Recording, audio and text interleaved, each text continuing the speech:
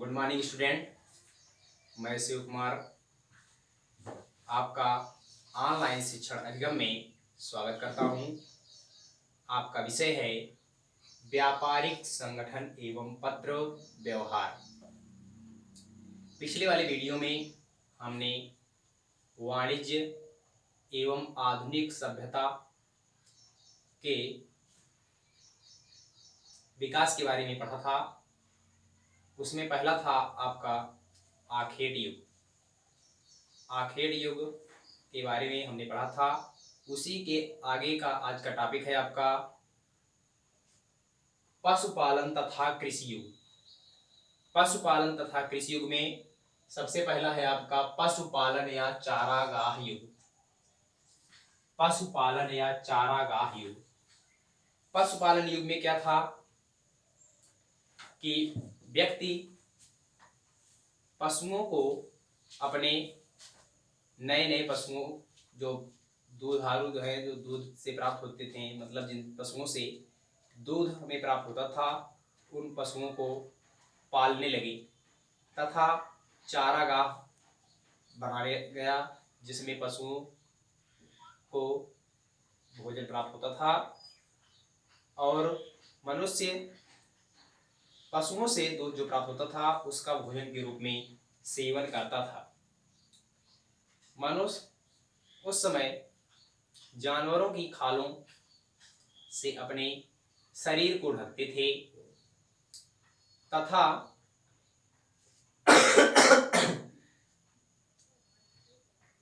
पशुओं की का जब शिकार करते थे तो उससे जो उन्हें उनकी खाल प्राप्त होती थी, पशुओं की खालों तथा घास की झोपड़ी बना करके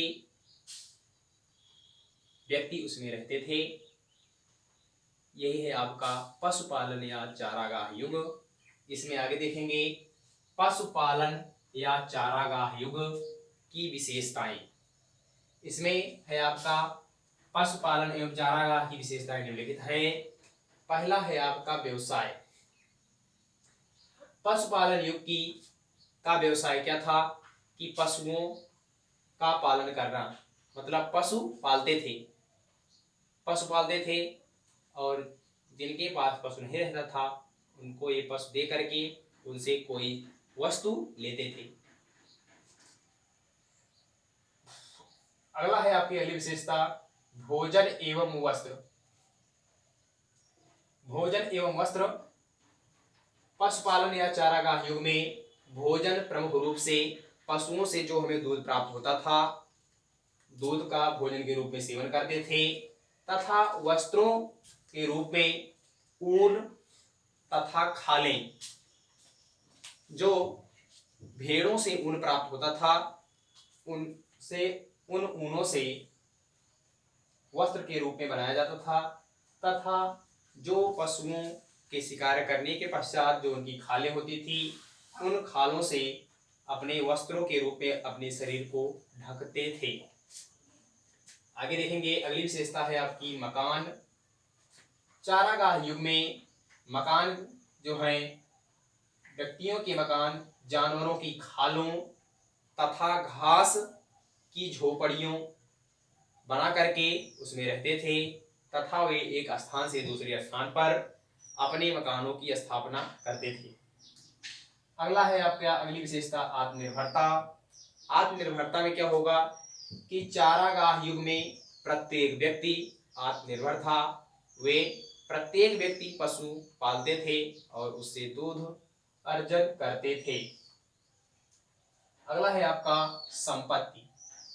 पशुपालन या चारागाह युग में संपत्तियां क्या थी कि दास, जिन व्यक्तियों के पास पशु अधिक रहते थे वे लोगों को दास के रूप में रखते थे, अपने यहाँ कार्य करवाते थे उनसे और उनको भोजन के रूप में दूध प्रदान करते थे या अतिरिक्त राशि में उनको पशु प्रदान करते थे। तो इस समय की संपत्तियां क्या थी? दास एवं पशु। जिस व्यक्ति के पास दास एवं पशु अधिक रहते थे वह व्यक्ति अधिक धनवान माना जाता था। अगला है दास प्रथा का जन्म। चारागाह युग या पशुपालन युग में ही दास प्रथा का जन्म हुआ। दास प्रथा का जन्म कब हुआ, किस युग में हुआ, ये आपका बहुविकल्पीय क्वेश्चन आ सकता है कि दास प्रथा का जन्म किस युग में हुआ। विकल्प आपका होगा तो आप बताएंगे पशुपालन या चारागाह युग। तो अगला है आपका दस्तकारी।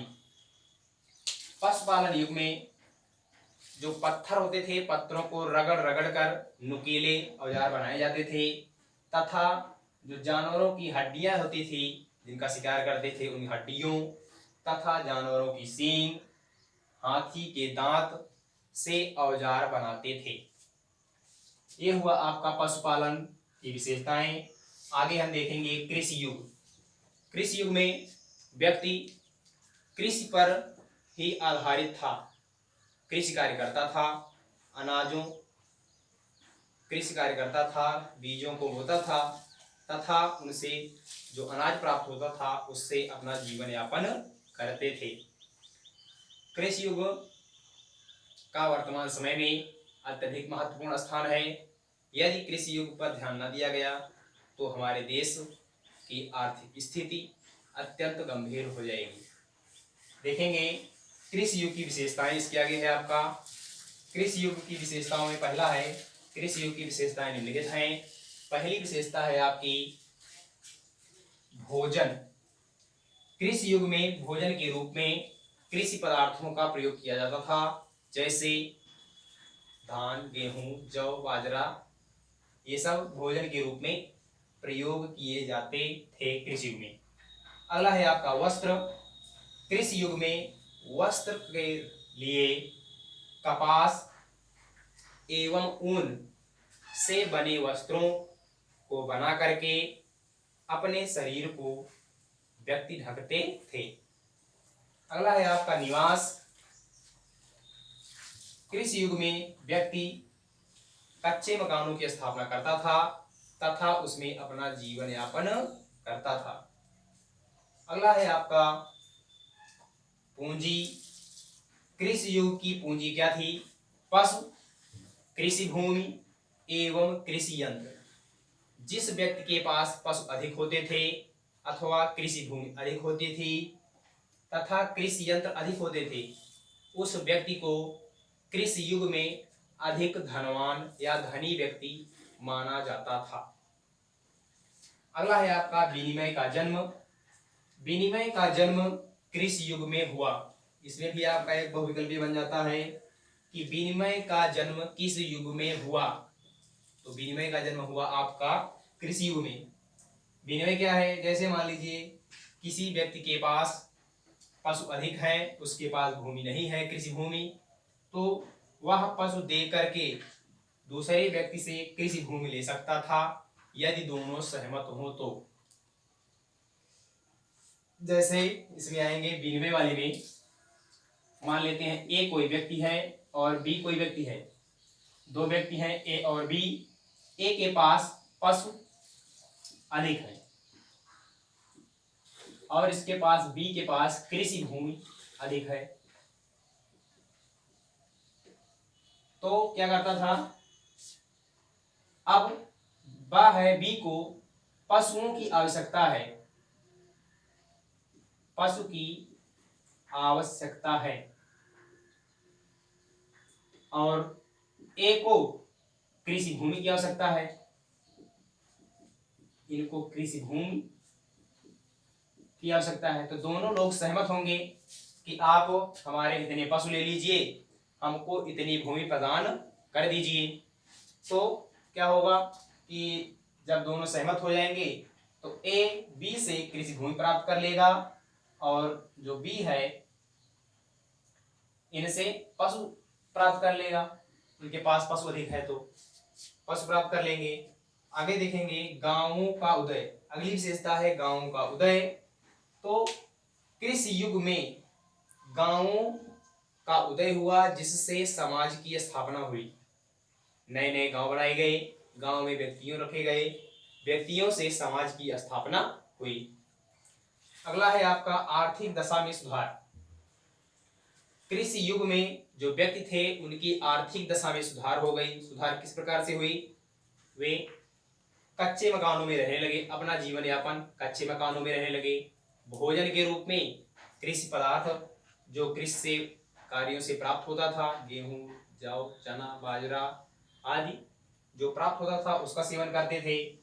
और अपने शरीर को ढकने के लिए वे कपास एवं ऊन से बने वस्त्रों को धारण करते थे, जिससे उनके शरीर की सुरक्षा होती थी। बस आज की वीडियो में यहीं तक।